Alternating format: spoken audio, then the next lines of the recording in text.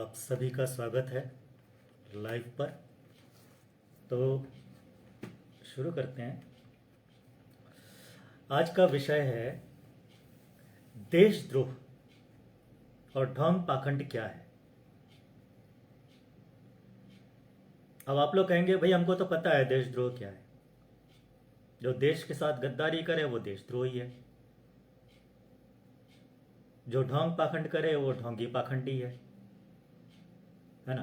बहुत सिंपल सा है, सबको पता है। देशद्रोही देशद्रोही बोलते हुए आपने बहुत लोग सुना है। एक ट्रेंड चल गया था बीच में 2013 के आसपास से, समझ लीजिए देशद्रोही बोलने का चलन चल पड़ा था। नहीं, 2013 से पहले से ही चल पड़ा था। जिसको देखो वही मुंह उठाए बोलता थे कि ये फलाना देशद्रोही है, ये फलाना वो है, ये देशद्रोही है, ये देशद्रोही है। और सारी जनता चिल्लाना शुरू कर देती थी ये देशद्रोही है, वो देशद्रोही है, ये देशद्रोही है। और इनकी देशद्रोही की परिभाषा क्या होती थी जी? ये पाकिस्तानी झंडे को फहरा रहा था तो देशद्रोही हो गया, ये पाकिस्तान जिंदाबाद के नारे लगा रहा था इसलिए देशद्रोही हो गया। अब देखिएगा, समझिए इसको। पाकिस्तान के झंडे फहराना और पाकिस्तान जिंदाबाद के नारे लगाना देशद्रोह है, ठीक है, अच्छी बात है, बहुत कॉमन चीज़ हम भी जानते हैं। और आपकी किताब में भी कहीं लिखा होगा कि पाकिस्तान की जय बोलने से देशद्रोह होता है, पाकिस्तान जिंदाबाद बोलेंगे तो देशद्रोह होता है। अच्छा लगता है, सारे के सारे देशभक्त लोग बड़े उछलते हैं इसको सुन करके, क्योंकि हम लोग तो देशभक्त लोग हैं ना। तो देशभक्त लोग देशद्रोही लोग कैसे बर्दाश्त करेंगे? तो देशद्रोही की परिभाषा क्या हुई? पाकिस्तान का जिंदाबाद के नारे लगाना देशद्रोही है, पाकिस्तान के झंडे फहराना देशद्रोह है, पाकिस्तान से चीनी मंगा लेना, पाकिस्तान का चीनी खा लेना देशद्रोह है। लेकिन पाकिस्तान जाके बिरयानी खाना देशद्रोह नहीं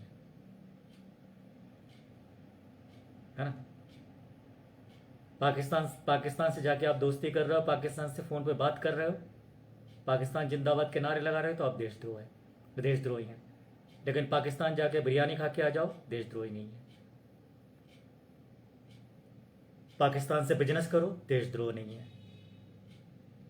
तो देशद्रोह क्या है ये आपको स्कूलों में नहीं पढ़ाया जाता। मुझे नहीं लगता, हमारे ज़माने में तो स्कूलों में नहीं पढ़ाया गया था। आप लोगों के ज़माने में पता नहीं पढ़ाते हैं कि नहीं पढ़ाते हैं, लेकिन हमारे ज़माने में तो नहीं पढ़ाया गया था देशद्रोह क्या होता है। और मुझे नहीं लगता कि आज भी पढ़ाया जाता होगा, क्योंकि अगर आज वास्तव में देशद्रोह क्या है यह पढ़ाया जाता तो ऐसे मूर्खतापूर्ण लोग हरकतें नहीं करते। देशद्रोह का मतलब आप ठीक से समझ लीजिए, देशद्रोह का मतलब होता है देश की जनता के साथ विश्वासघात। सही अर्थ ये, परिभाषा ये है। देशद्रोह की सही परिभाषा पाकिस्तान जिंदाबाद के नारे लगाना नहीं है। देशद्रोह का सही परिभाषा है देश की जनता के साथ विश्वासघात करना, इसको कहते हैं देशद्रोह। जब देश की जनता के साथ आप विश्वासघात करते हो उसको आप देशद्रोह कहेंगे। चीन के सामान का बहिष्कार करना देशभक्ति नहीं है। बहुत सारे लोग देशभक्त बनने के चक्कर में चीन के 20 रुपए वाले झालर का बहिष्कार करते हुए नजर आते हैं। जहां भी कहीं 20 रुपए वाला झालर दिखाई देता है बेचता हुआ, ये देशद्रोही है, ये 20 रुपए वाला झालर बेच रहा है। लेकिन चाइना से बड़े बड़े ट्रेन के बोगियां और ये सब बन के आ रहे हैं, इन लोग बहिष्कार नहीं करते उसका। चाइना तो पूरा का पूरा गांव बसा दे रहा है हमारे बॉर्डर पे, तब भी बहिष्कार नहीं करेंगे। पूरा का पूरा गांव बसा देता है, किसी को कोई चिंता नहीं है। तब यहाँ पे देशभक्ति इनकी मर जाती है।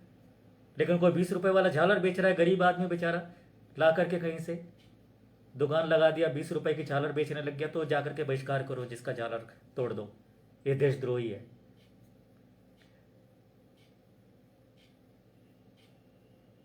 बिल्कुल, सारे नेता देश के जितने नेता सारे गद्दार हैं इस वक्त में। देशभक्त नेता है कौन? सारे नेता गद्दार हैं। तो 20 रुपए वाला झालर का बहिष्कार करना देशभक्ति नहीं है, और ना ही 20 रुपए वाला चाइनीज झालर बेचना देशद्रोह है। 20 रुपए वाला, 50 रुपए वाला झालर, 100 रुपए वाला झालर, उसको बेचने से कोई देशद्रोही नहीं हो जाता, और ना ही उसका बहिष्कार करने से कोई देशभक्त हो जाता है। तो देशभक्ति चूंकि स्कूलों में पढ़ाया नहीं जाता है कि देशभक्ति होता क्या है, भक्ति का सही अर्थ क्या है, सही परिभाषा क्या है, इसीलिए ये जो टूट पूंजिया नेता है, सड़क छाप नेता है, देश को लूटने और बेचने वाले नेता हैं, और ऐसी पार्टियां हैं जो अमेरिका की संगत में, विदेशियों की संगत में रह करके अपने ही देश को चूना लगा रहे हैं।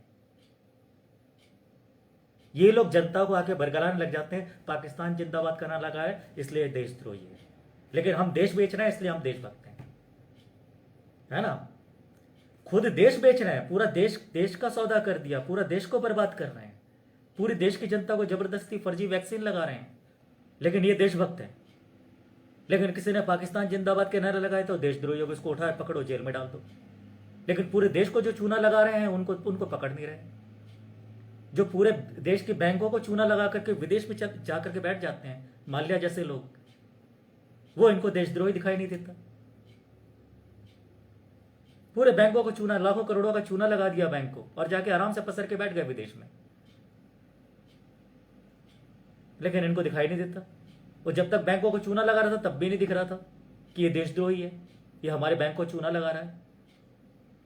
और आज हमारे बैंकों को बेचने वाले वो भी देशद्रोही नहीं है।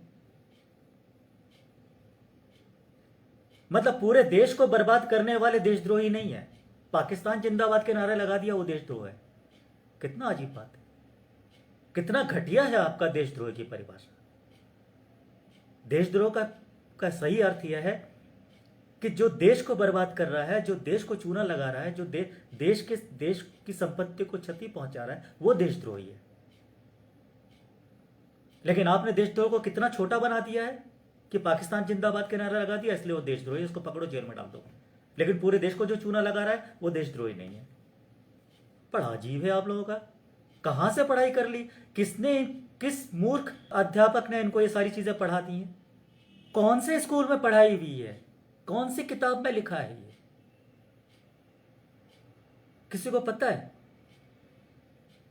किसने लिखा था ये किताब, देशद्रोह की ये परिभाषा? क्या हमारे संविधान में ऐसा लिखा है कि पाकिस्तान जिंदाबाद के नारे लगाना देशद्रोही है और देश को बेचना देशभक्ति है? क्या लिखा है हमारे संविधान में? अब मैं बार बार बोलता हूं कि देश बेच रहे हैं, देश बेच रहे हैं, और लोग सवाल पूछते हैं कहां बिक गया जी ये देश हमारा? वो तो लीज पे दिया है अदानी को, और अदानी तो विदेशी है नहीं, वो तो भारतीय है। अंबानी को लीज पे दिया, अंबानी को बेचा है, तो कौन सा? वो तो भारतीय है, विदेशी तो है नहीं। और इनको ये नहीं पता है कि अदानी अंबानी भी देशी नहीं है, ये भी विदेशी विलायती पासपोर्ट पे बैठे हुए, इनके पास भी विदेशी नागरिकता है। 10-10 देशों की इन लोगों ने नागरिकता ले रखी है, और जिनके पास 10 देशों की नागरिकता पड़ी होगी वो देशभक्त कैसे हो सकता है? उसको देशभक्ति से क्या लेना देना है भाई? जिसके पास 10 देशों की नागरिकता वो देशभक्त कैसे हो सकता है? कहते हैं कि जब चंद्रगुप्त मौर्य से जब सिकंदर की बहन की शादी हुई तो उसके पुत्र को या उसको किसी भी तरह के राजकीय कार्य में हस्तक्षेप करने के लिए प्रतिबंधित कर दिया गया था।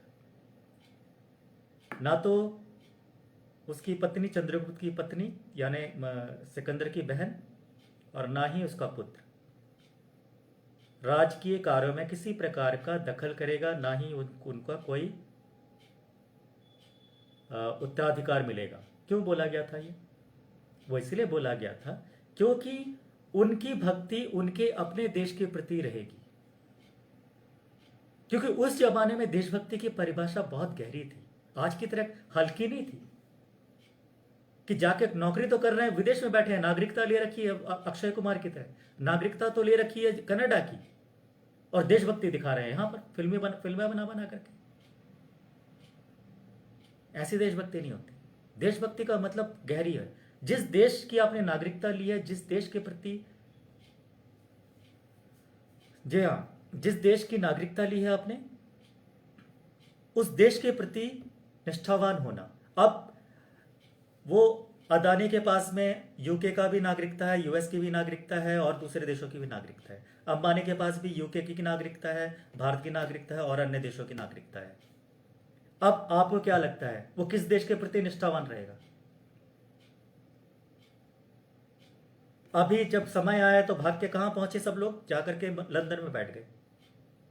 माल्या यहां से भागा, लंदन में जाके सेटल हो गया। ललित मोदी भागा, लंदन जाके सेटल हो गया। जितने भी यहां पे हेरा फेरी बेईमानी करने वाले लोग हैं सब जाके लंदन में सुरक्षित हो जाते हैं। वो सब जाकर के लंदन में आराम से पसर के बैठ जाते हैं। अब यहां से नौटंकी चलती रहती है कि हम पकड़ के लाएंगे, हम पकड़ के लाएंगे। यहां से कांटा फेंकते हैं, फिर वो चारा फेंकते हैं, फिर कांटा फेंकते हैं, फिर कांटा डाल करके बैठे रहते हैं कि अब फंसेगी ललित मोदी, अब फंसेगा माल्या। वो कांटा डाला पट बैठे हुए हैं, पिछले 5 साल 6 साल से कांटा डाल के पड़े हुए सब। अब पड़ेगा वो माल्या बेवकूफ़ है, जाकर के चारा चुगेगा वो। लेकिन लगे हुए हैं लोग, कांटा डाल के पड़े हुए हैं। माल्या आएगा, चारा खाएगा, फिर हम पकड़ के लाएंगे। तो ये नौटंकी जो चलती है, और ये सारी नौटंकी सब बैठे हुए हैं ऊपर। अब ये नौटंकी जो यहाँ पे आपके ये राजनेता बैठे हुए हैं, सरकार बैठी हुई है, पुलिस बैठी है, अदालत बैठे हैं, ये सारे नौटंकी बाज है। यहाँ बैठ के जनता को बरगलाते रहते हैं, हम तो क्या करें, हम तो कानूनी कार्रवाई कर रहे हैं, हम तो कानूनी कार्रवाई कर रहे हैं। होना कुछ नहीं है। वे तो उनको भी पता है कि होना कुछ नहीं है, और वो वहाँ विदेश में जो बैठे हैं उनको भी पता है होना कुछ नहीं है। लेकिन यहाँ पे करोड़ों रुपए का चूना ला के चले गए हमारे देश को। लेकिन यहाँ पे 5,000 रुपए 10,000 रुपए को किसान बेचारा कर्ज ले लेता है, उसके घर की कुर्की करवा लेते हैं, अखबारों में उसका नाम छाप करके प्रिंट करवा के दे देते हैं, घरों के सामने बोर्ड लगा देते हैं कि बंदे ने हीरा हमारे साथ बेईमानी किया है, बैंक के साथ चूना लगाया बैंक को। लेकिन जो करोड़ों रुपए का कर्जा ले लेते हैं जाकर के उनके चरणों में पड़ जाते हैं, सरकार तक उनके चरणों में पड़ी होती। और फिर यहाँ पे देशभक्ति की नौटंकी चलती है। शहीद भगत सिंह जिंदाबाद, शहीद भगत सिंह हम जिंदाबाद, चंद्रशेखर आजाद जिंदाबाद। फिर वहां पे जाके फूल माला डाल के नौटंकी करते हैं। भीतर कहीं देशभक्ति है नहीं, नौटंकी करे चले जा रहे हैं। तो ये है पाखंड। देशभक्ति क्या है? अपने देश से विश्वासघात करना देशभक्ति है। सरकार का विरोध करना, राजनेताओं का विरोध करना, राजनीतिक पार्टियों का विरोध करना, सत्ता का विरोध करना देशद्रोह नहीं है। सत्ता का विरोध राजद्रोह होगा। लेकिन राजतंत्र नहीं लागू है यहां पर, भारत में लोकतंत्र लागू है। तो राजद्रोह यहां पे लागू नहीं हो सकता। भारत में राजद्रोह तब लागू होता जब भारत में राजतंत्र होता। अगर भारत में राजतंत्र है तब तो राजद्रोह कह सकते हो कि भैया आपने राजा के विरोध में कुछ बोल दिया, आपने मुख्यमंत्री के विरोध में बोल दिया। लेकिन ये लोकतांत्रिक देश है, यहां पे लोकतंत्र है। हमारे संविधान ने हमको लोकतांत्रिक अधिकार दिया है। इसलिए राजा के विरुद्ध बोलना, उनके अधिकारियों के विरुद्ध बोलना देशद्रोह नहीं है। और राजद्रोह का भारत में है नहीं कोई चलन। राजद्रोह तब जब राजा होता, राजा कोई है नहीं। कौन है राजा? बात 5 साल के लिए चुने गए, 5 साल में नहीं ठीक लगेगा उठा के फेंक देंगे। नौकर हैं सब। राजा कौन है यहां पर? अब राजा को भी ठीक से समझ लीजिए, राजतंत्र और इसमें बाकी में क्या अंतर था। आपने सुना होगा कि पहले बताया जाता था कि फलाना एक सेनापति था, उसको राजद्रोह के आरोप में उसको देश निकाला दे दिया गया। पढ़ा होगा कहीं ना कहीं ऐसी कहानी, बहुत सारी कहानियाँ। मैं बचपन में चंदा मामा वगैरह बहुत पढ़ता था, मेरा फेवरेट था।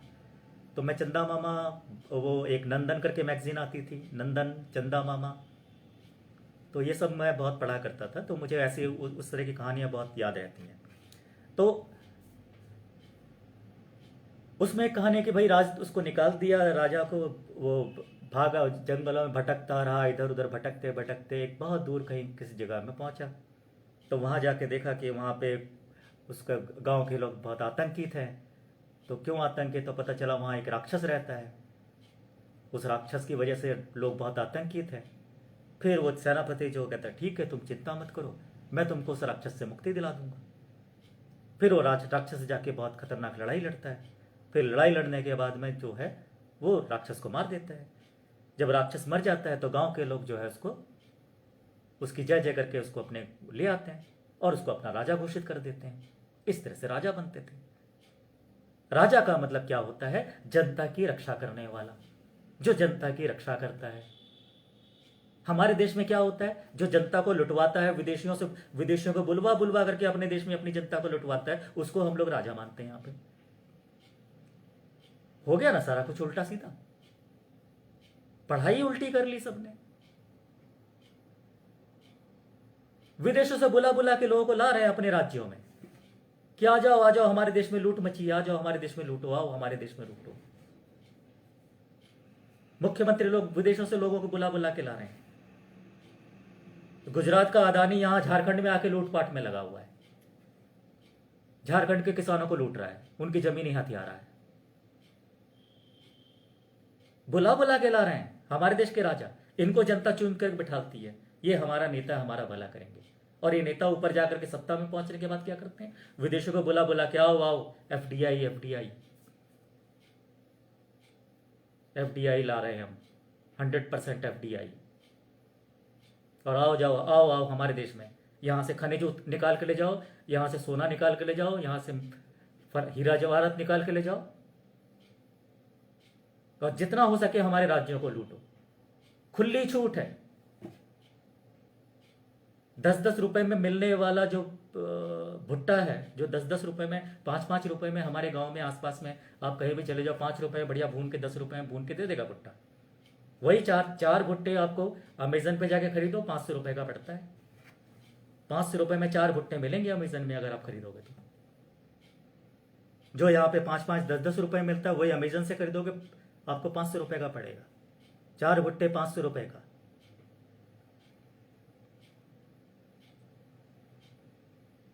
और लुटवा कौन रहे? आपकी ये सरकार है। लेकिन आप नहीं बोलोगे ये देशद्रोही हैं। और ये जो देश को लूट रहे हैं, अपनी जनता को लूट रहे हैं, वो पाकिस्तान जिंदाबाद के नारे लगाने वाले को पकड़ पड़ के देशद्रोही बता रहे हैं। अपने देश को बर्बाद कर रहे हैं जो लोग, जो अपने ही राज्य की जनता को लूटवा रही है। इनकी सारी मॉनिटरिंग कमेटी सब बिकी हुई है।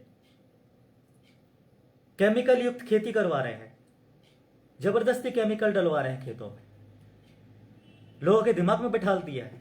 जैसे अभी वैक्सीन सबके दिमाग में डाल दिया है कि वैक्सीन लगाए बगैर इंसान जिंदा नहीं रहेगा, और वैक्सीन लगाने के बाद लोग खटाखट मर रहे हैं।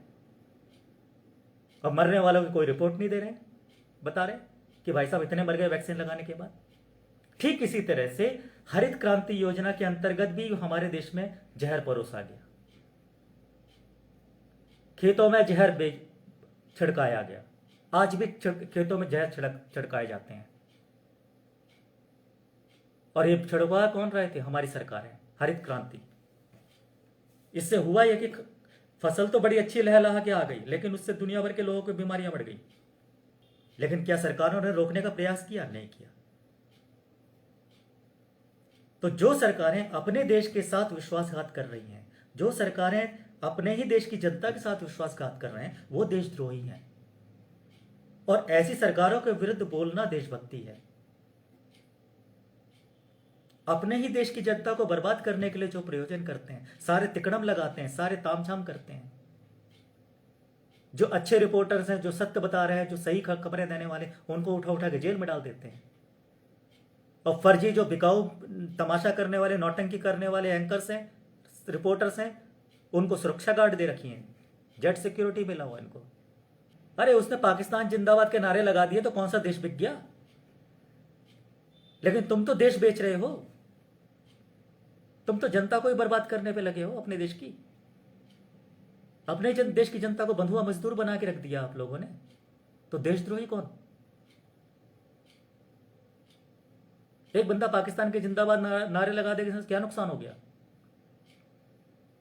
लेकिन ये फर्जी वैक्सीन आप लोगों को ठुकवा रहे हो, लाखों लोग मर रहे हैं, उसका क्या? तब देशद्रोह नहीं आया, तब देशद्रोह दिखाई नहीं दे रहा। ये सड़कों में घूमने वाले देशभक्ति के झंडा लगा करके जो घूमते सड़कों में, ये कहां मर जाते हैं तब? अब देशद्रोह का आपको समझ में आ गया होगा। देशद्रोह का मतलब होता है अपने देश के साथ विश्वासघात करना, अपने देश की जनता के साथ विश्वासघात करना।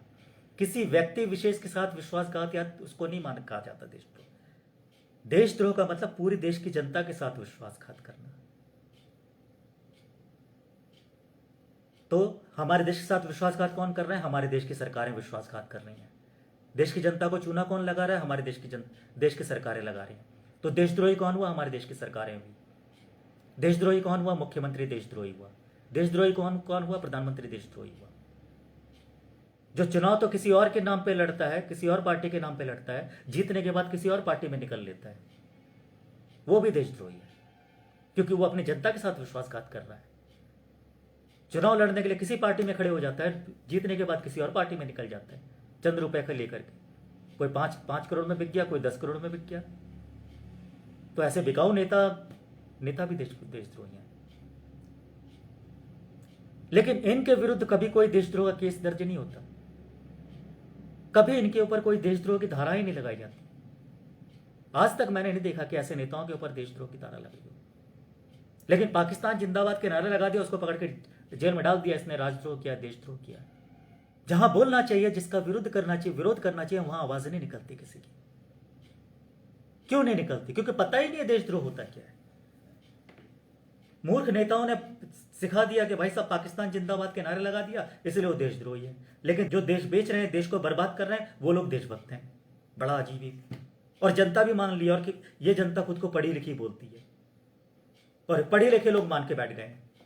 वो पुलिस का बड़ा अधिकारी, IAS IPS, जो लोगों को देशद्रोह के आरोप में गिरफ्तार करता फिरता है, उस तक को नहीं पता है कि देशद्रोह की सही परिभाषा क्या है। लेकिन वो IAS IPS बने बैठे हैं, बड़े बड़े पदों में बैठे हुए हैं, और ये लोग कहते हैं कि हम पढ़े लिखे। क्या पढ़े लिखे? जब तुमको यही नहीं पता कि देशद्रोह क्या है। जिनके विरुद्ध कार्रवाई करनी चाहिए, वहां तो आवाज नहीं निकलती है। कोई बंदा विरोध में बोल रहा है कि भैया गलत हो रहा है, उसके विरोध में बोल रहा है, उसको पकड़ लेते हैं लोग, ले जाकर के जेल में डाल देते हैं। कोई मुख्यमंत्री के विरुद्ध में बोल दिया, उसको जेल में डाल दिया। कोई प्रधानमंत्री के विरोध में बोल दिया, उसको पकड़ के जेल में डाल दिया। लेकिन पूरे देश को जो बर्बाद कर रहा है, उसको पकड़ के जेल में नहीं डालते। पूरे देश का जो बेड़ा गर्क कर रहे हैं, उसको नहीं पकड़ रहे हैं लोग। कितना दोगलापन है।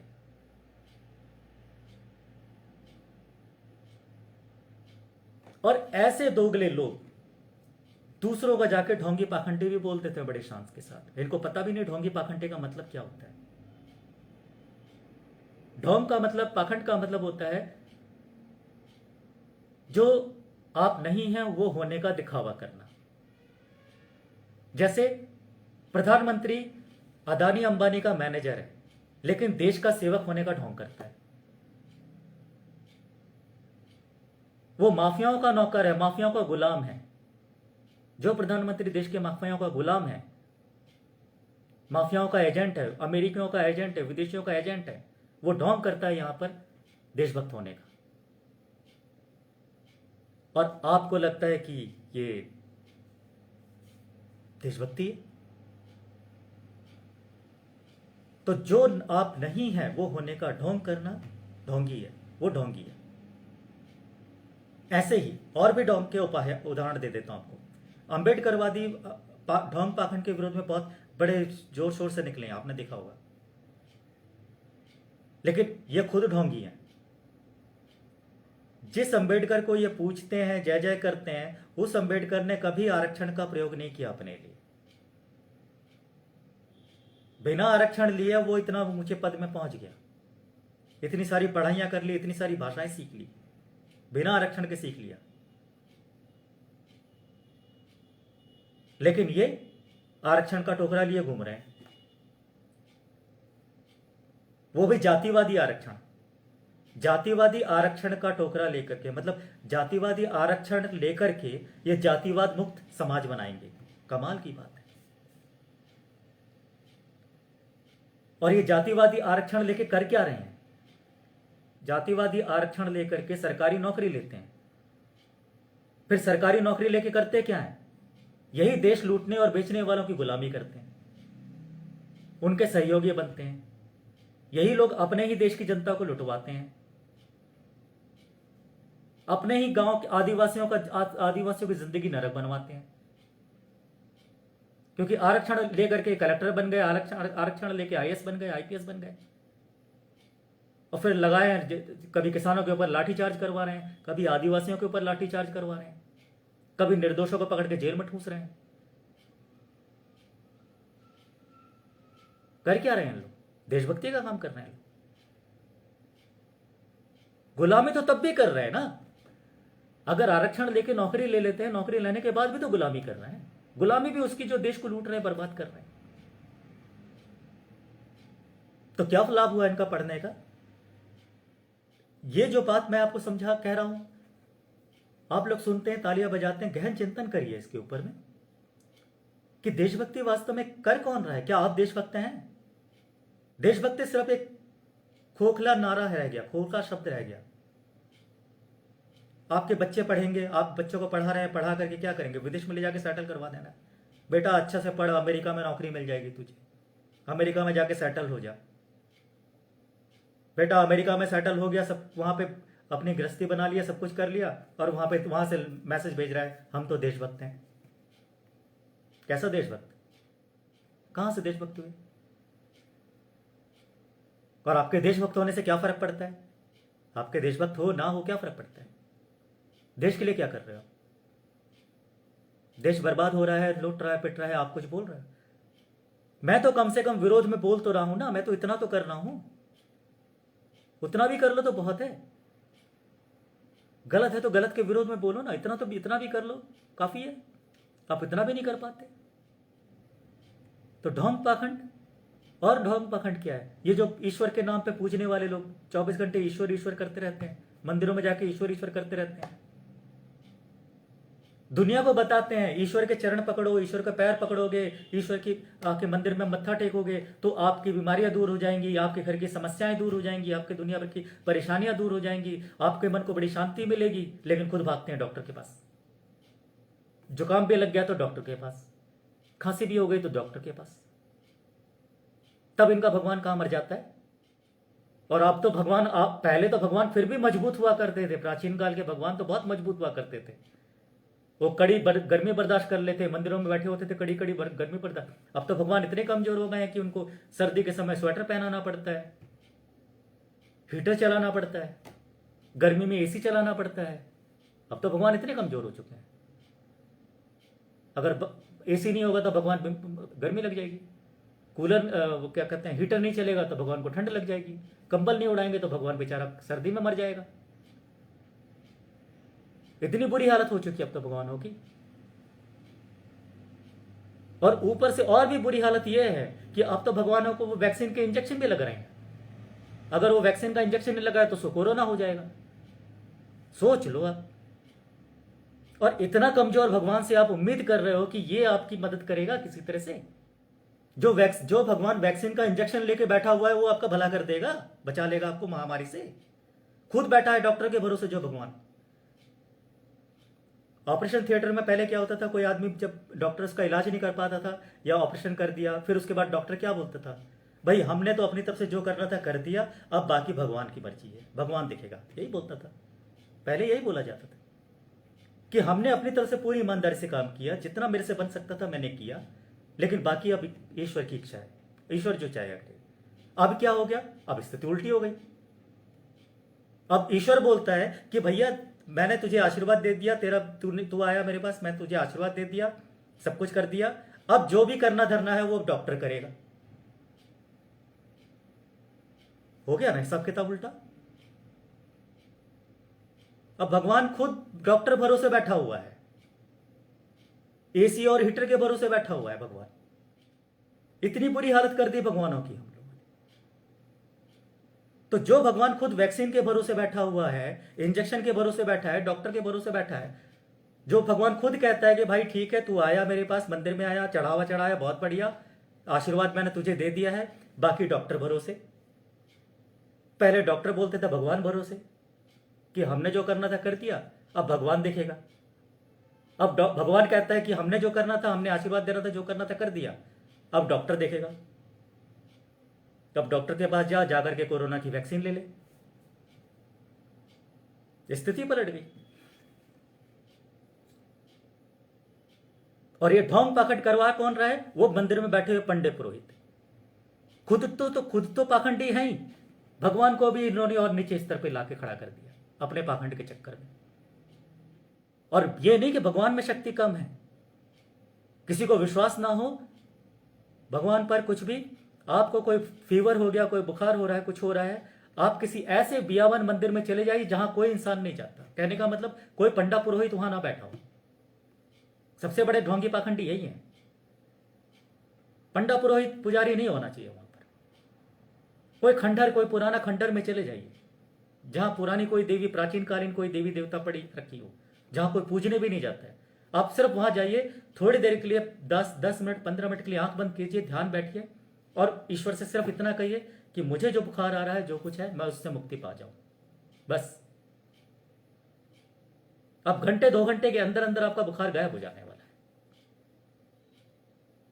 उसके लिए कोई बहुत बड़ी मेहनत नहीं करनी पड़ती। लेकिन ये पंडित पुरोहित जो आपको दुनिया भर के तामझाम में उलझा के रखते हैं, ये आपकी जिंदगी नरक कर देते हैं। और ऊपर से अब तो इंजेक्शन भी लगवा रहे हैं।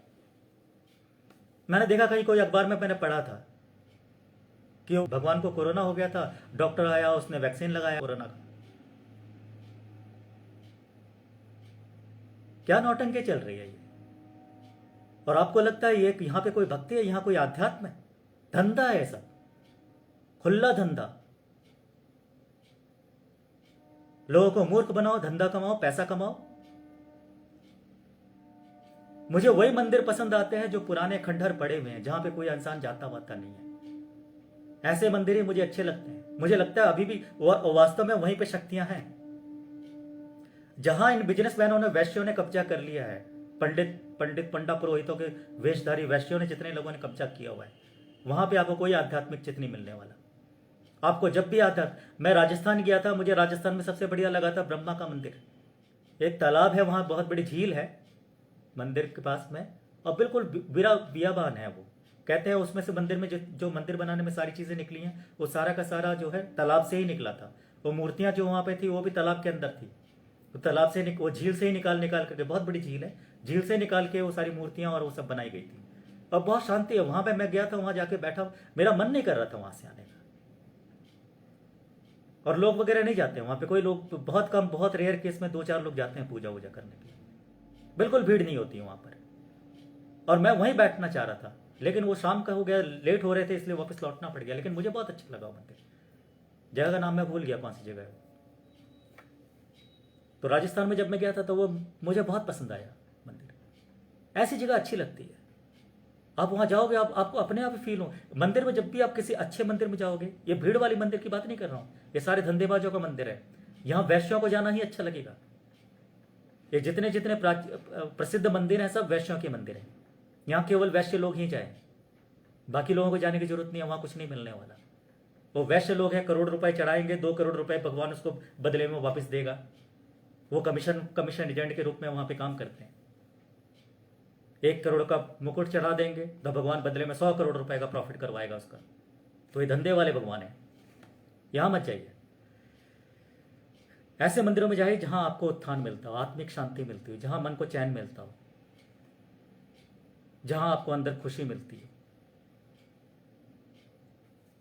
कोई भी पुराना मंदिर चले जाइए। पुराना का मतलब पुराना, सड़ा हुआ मंदिर की बात नहीं कर रहा हूं।